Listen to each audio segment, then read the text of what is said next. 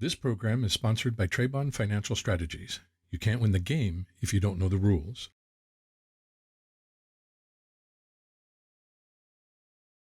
Welcome to the How Money Works Masterclass. Did you know that financial illiteracy is the #1 economic crisis in the world? This masterclass is where you will improve your financial literacy and learn how to stop being a sucker. In this short series, you will learn several key concepts that will create a foundation for healthy financial habits, teaching you how to earn, spend, save, manage, and invest your money. You work hard for your money. Isn't it time you learn how to make your money work for you? Well, you're back with Kent Adams, and I'm excited to have our guest back to talk about money.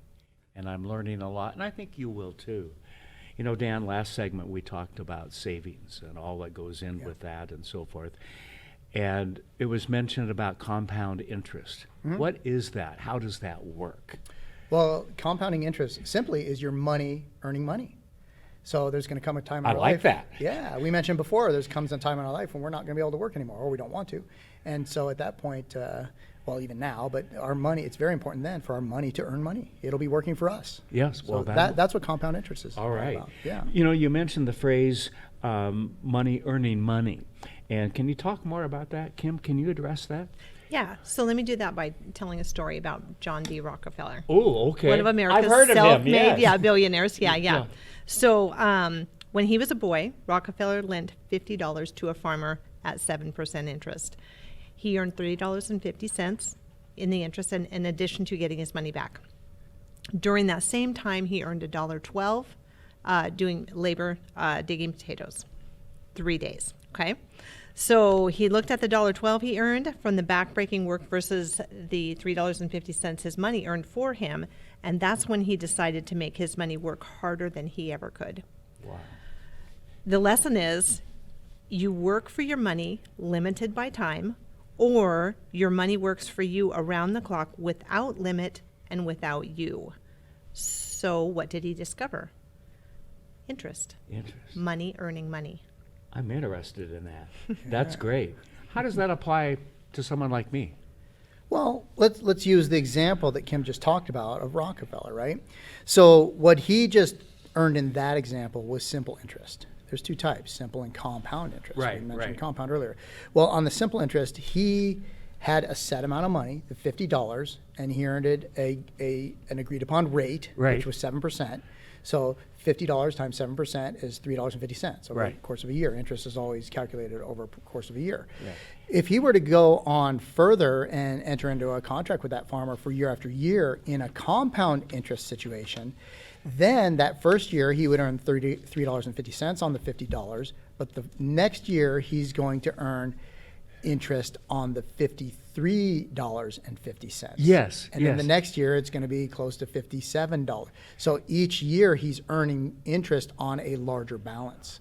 So that's the whole compounding piece, right?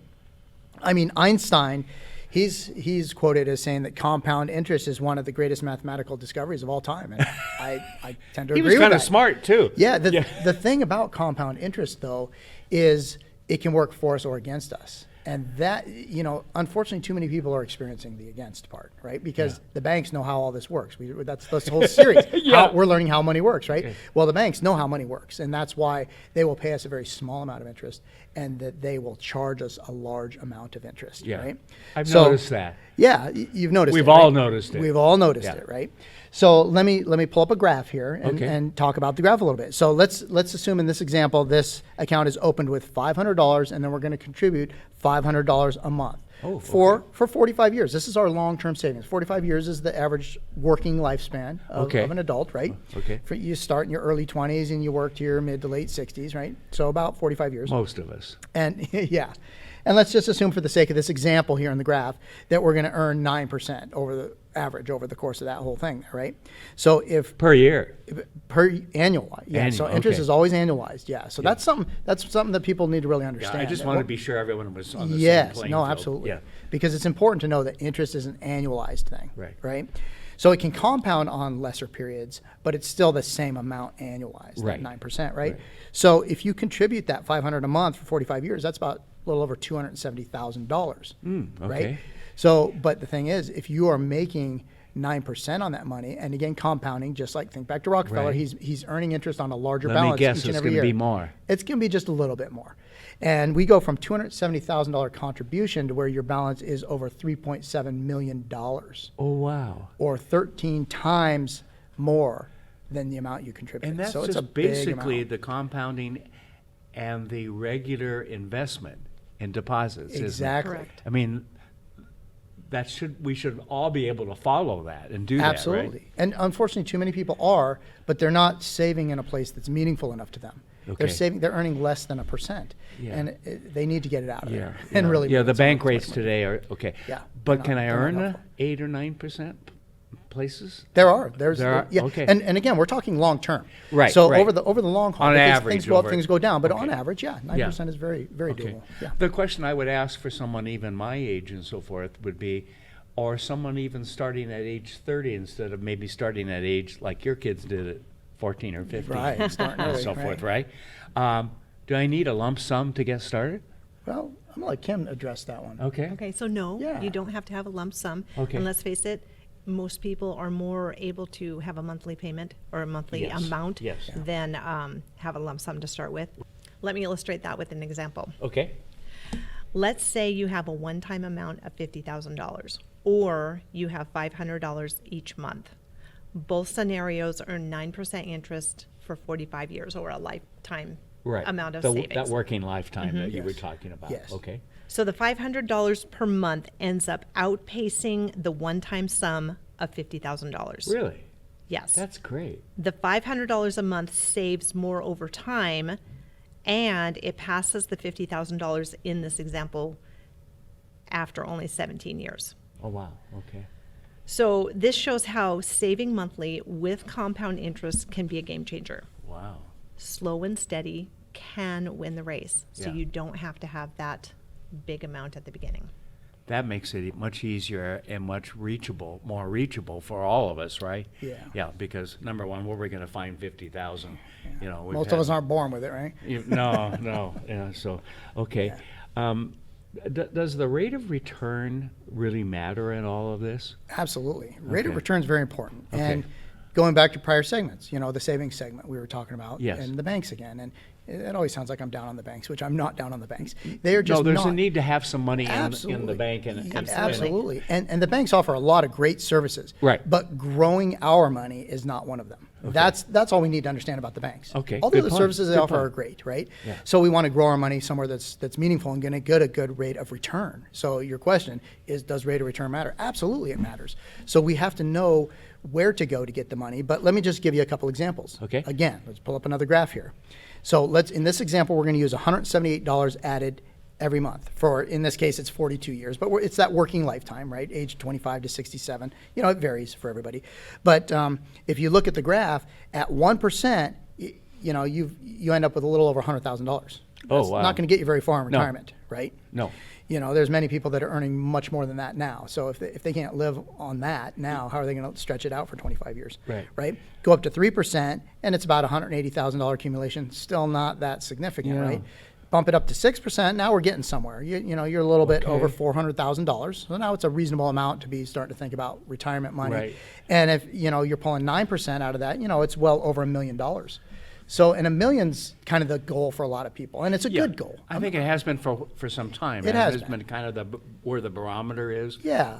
Everything's based on that, above or below. Yes, and even today, $1 million in retirement, it's not bad, but it works. But more is always better, right? We've kind of established that in prior sessions. Yes, right? yes. Having more money is better. So, again, this is why just leaving your money sitting in the bank at the rates that they're giving you is not the best, wisest use Right. of your money, because it's just not going to grow for you in a very meaningful way, because you're not going to get 6 or 9% Okay, in the so bank. we know we need a bank account for easy access and the other kinds of things, services. Emergency fund. Yeah, that That's they can great for provide. emergency fund, yeah. Where am I going to find this 8 or 9% that you've been talking about? Because the average person out there goes, Yeah. I've seen the posters around town. I've seen the billboards.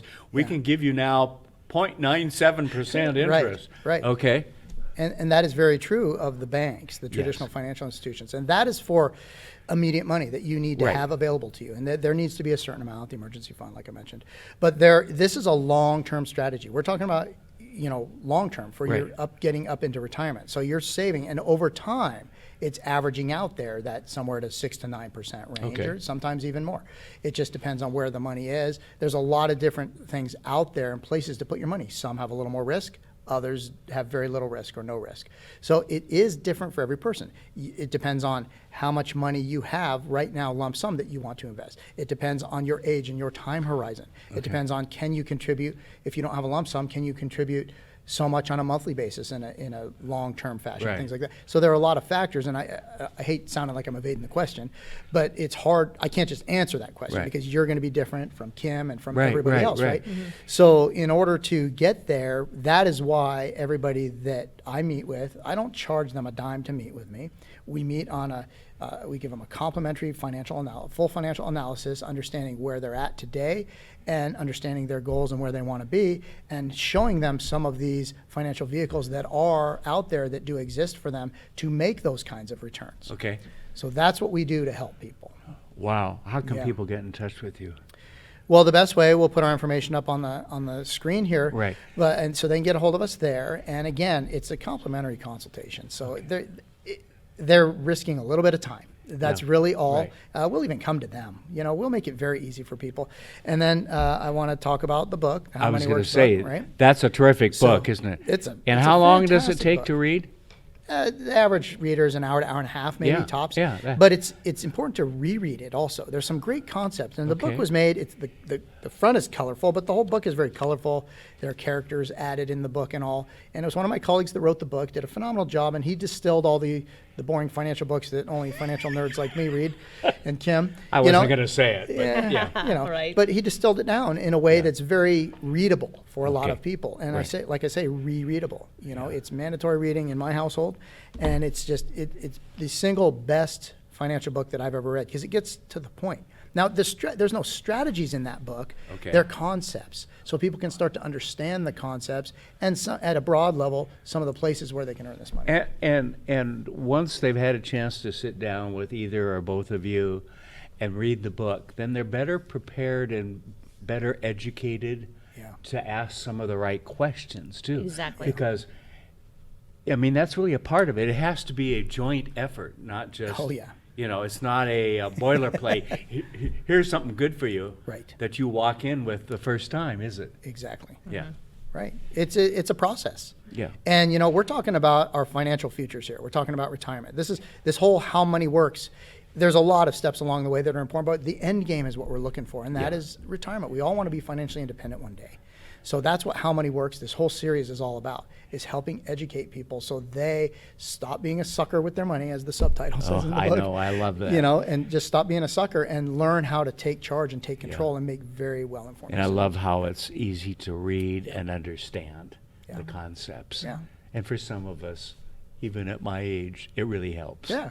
Yeah. All right. Excellent. Thank you, Kim and Dan, for the information today. Very good. And more next in the next part of our series. This program is sponsored by Trebon Financial Strategies. You can't win the game if you don't know the rules.